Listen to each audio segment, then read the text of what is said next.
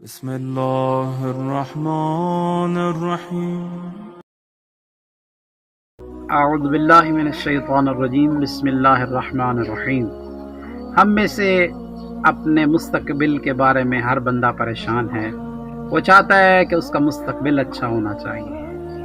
تو اگر کوئی انسان اپنی زندگی میں پلان بنانے کا ارادہ رکھتا ہے، اگر وہ چاہتا ہے اس کی زندگی 1 سال کا پلان ہونا چاہیے، تو کہتے ہیں چاول کی کاشت کرے۔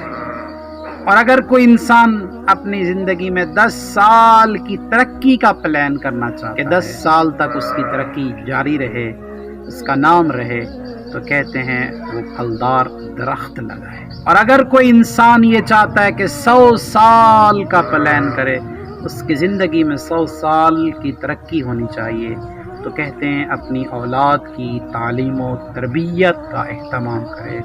تعلیم ہی ایک ایسی چیز ہے جو انسان کو 100 سال تک زندہ رکھ سکتی ہے۔ السلام علیکم ورحمۃ اللہ۔